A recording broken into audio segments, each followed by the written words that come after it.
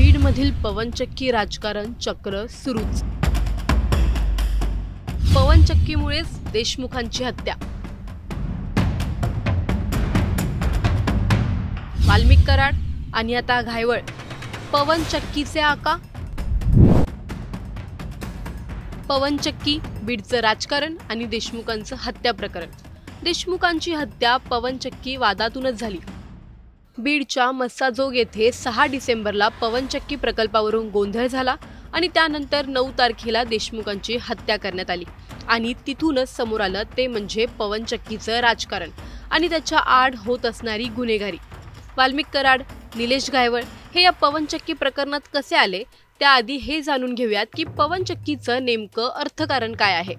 पवनचक्की म्हणजे वाऱ्यापासून ऊर्जा मिळवणं, पण हा प्रकल्प सुरू करायच्या ठिकाणी तेथील भौगोलिक परिस्थिती ही डोंगराळ व हवेशीर म्हणजे सतत वारा असणारी असते आणि बीड ही या प्रकल्पांसाठी उत्तम जागा आहे, म्हणून इथे पवनचक्की प्रकल्प सुरू केले जातात। यातून ग्रामीण जिल्ह्याचं औद्योगिकरण होतं, स्थानिक लोकांना काम मिळतं।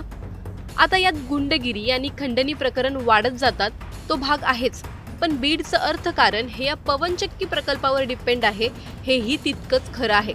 ऑगस्ट 2022 ते जुलै 2024 या काळात बीड जिल्ह्यात 285 पवनचक्क्यांची नोंद झाली आहे।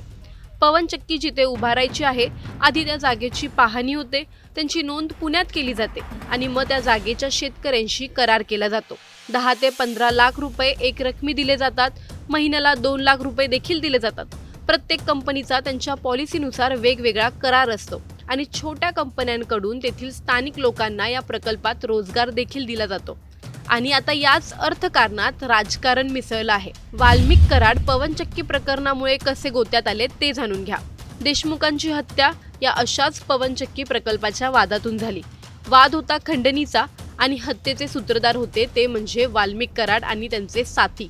तुम्हाला आठवत असेल तर या हत्येत एक आरोपी होता, तो म्हणजे सुदर्शन घुले आणि त्याच्यासोबत देशमुखांचा वाद झाला होता। तो वाद होता या खंडणींचा। आवादा कंपनीकडून कराडची 2 कोटींची खंडणीची मागणी होती आणि त्या वादात देशमुख आले आणि त्यांनी स्वतःचा जीव गमावला। वाल्मिक कराडने खंडणीच्या गुन्ह्यात स्वतःला पोलिसांच्या ताब्यात केलं आणि धनंजय मुंडेंनी देखील नैतिकतेच्या नावे मंत्रिपदाचा राजीनामा दिला। वाल्मिक कराड तर बीडचा आका म्हणून ओळखला जातच होता, पण आता या पवनचक्कीच्या राजकारणात एंट्री झाली आहे ती म्हणजे घायवळची। त्याआधी घायवळची पार्श्वभूमी जाणून घ्या। गँगस्टर म्हटलं की आपल्या डोळ्यासमोर एक सामान्य, कमी शिकलेला, परिस्थितीने नाडलेला, कधी काळी उपेक्षित समाजातून आलेला व्यक्ती उभा राहतो, पण निलेश घायवळ याच्या प्रकरणात ही सर्व समीकरणं उलटताना दिसतात। कारण निलेश हा काही फक्त रस्त्यावर वाढलेला गुंड नाही, तर तो M.Com पर्यंत शिक्षण घेतलेला एकेकाळी कॉलेजचा विद्यार्थी आहे। मूळचा अहिल्यानगर जिल्ह्यातील कर्जत जामखेड तालुक्यातील राहणारा निलेश घायवळ शिक्षणासाठी पुण्यात आला। इथे त्याची ओळख गजा मारणे बरोबर झाली। दोघांनी मिळून बांधकाम व्यावसायिकाचा खून केला। या गुन्ह्यात दोघांना 7 वर्षांची शिक्षा झाली आणि बाहेर आल्यानंतर त्यांनी त्यांची गुन्हेगारीची वाटचाल सुरू केली।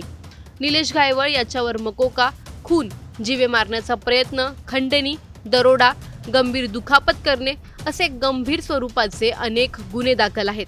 घायवळ हा फक्त गुन्हेगारी जगापुरता मर्यादित नव्हता, तर त्याने राजकीय क्षेत्रातही स्वतःचा दबदबा निर्माण केला होता। एकनाथ शिंदे, विधान परिषदेचे सभापती राम शिंदे, कर्जत जामखेडचे आमदार रोहित पवार, सुरेश धस यांच्याबरोबरचे निलेश घायवळचे फोटो आणि व्हिडिओ व्हायरल होत आहेत। यामुळे लंडनला पसार झालेल्या घायवळवर कुणाचा वरदहस्त होता अशी चर्चा सुरू आहे। लंडनला तो ज्या पासपोर्टवर गेला त्या पासपोर्टवरती पत्ता जो आहे तो अजूनही कर्जत जामखेडचाच आहे। तो लंडनला जरी असला तरी कर्जत जामखेडमध्ये अजूनही निलेश घायवळचा दबदबा आहे। आता येऊयात त्याच्या पवनचक्की कनेक्शनकडे। धाराशिव जिल्ह्यात पवनचक्की माफियांचा दहशतकारी प्रकार समोर आला आहे। स्थानिक स्तरावर पवनचक्की प्रकल्प सुरू असतानाच काही गुंडांनी कंपनीच्या कर्मचाऱ्यावर हल्ला केला, वाहनांची तोडफोड केली। ही घटना गुरुवारी रात्री घडली असून अमोल लाखे नावाच्या व्यक्तीने आपल्या साथीदारांसह चांदवड, घाटपिंपरी आणि पाथरूड भागात हा धुमाकूळ घातल्याची माहिती आहे। या हल्ल्यात 6 ते 7 गाड्यांची तोडफोड झाली असून कर्मचाऱ्यांना लाट्याकाठ्यांनी बेदम मारहाण करण्यात आली। माहितीनुसार पवनचक्की कंपनीचे कर्मचारी आणि वसुली एजंट यांच्यात काही दिवसांपासून वाद सुरू होते। याच वादातून अमोल लाखे आणि त्याच्या साथीदारांनी ही हिंसक कारवाई केली असा अंदाज आहे। या प्रकरणातील मुख्य आरोपी अमोल लाखे याचे संबंध थेट पुण्यातील कुख्यात गुंड निलेश घायवळ याच्याशी असल्याची माहिती समोर आली आहे। निलेश घायवळ हा पुण्यात अनेक गंभीर गुन्ह्यांसाठी ओळखला जातो। खंडणी, मारहाण, धमकी देणे अशा प्रकारांमध्ये त्याचं नाव अनेकदा पुढे आलं आहे। आता धाराशिवमध्ये लाखे हा घायवळसाठी खंडणी वसूल करत होता का असा संशय व्यक्त होत आहे। संतोष देशमुख हत्या प्रकरणानंतर बीड आणि आजूबाजूच्या भागात पवनचक्की प्रकल्पांभोवती गुन्हेगारी वाढताना दिसत आहे। त्याच पार्श्वभूमीवर ही घटना घडल्याने पुन्हा एकदा पवनचक्की माफिया सक्रिय झाल्याची चर्चा रंगू लागली आहे। या प्रकरणात आता तानाजी सावंत देखील इनडायरेक्टली इन्व्हॉल्व असल्याचं वक्तव्य रोहित पवार यांनी केलं आहे। ते नेमकं काय म्हणालेत जाणून घ्या। धाराशिवचा नेता कदाचित जे सावंत साहेब आहेत, तानाजी सावंत भाऊ आहेत, ते डायरेक्टली नसतील, पण त्यांच्या परिवारातले काही लोक हे 100% इन्व्हॉल्ड आहेत। जे तिथं ज्या पवनचक्क्या असतात, ज्याला आपण विंडमिल म्हणतो, तिथं जी काही जमिनी घेतल्या जातात, शेतकऱ्याला ज्या धमक्या दिल्या जातात, त्याच्यामध्ये निलेश घायवळच्या गँगचा आणि स्वतः निलेश घायवळचा तिथं इन्व्हॉल्वमेंट आहे। आणि त्याला तानाजी सावंत साहेब स्वतः नाही, पण त्यांच्या परिवारातले काही लोकांचं नक्कीच पाठबळ आहे। त्यामुळे एका व्यक्तीच्या पाठीमागे एवढे मोठे नेते तिथे उभे राहताना आपण जेव्हा बघतो तेव्हा समजतं की यांना गुंडागर्दीमध्ये इंटरेस्ट आहे। पवनचक्की प्रकल्प हे विकासाचं साधन आहे की स्थानिक गुंडगिरीचं नवं केंद्र बनत चाललंय? प्रशासन याकडे गांभीर्याने पाहणार की नाही हा मोठा प्रश्न आहे। कराड, घायवळ यांच्या या पवनचक्की राजकारणात दुसऱ्या कोणत्या देशमुखांचा बळी जाण्याआधी प्रशासन काय पावलं उचलेल हे पाहणं आता महत्त्वाचं ठरेल। Bureau report, Times Now Marathi.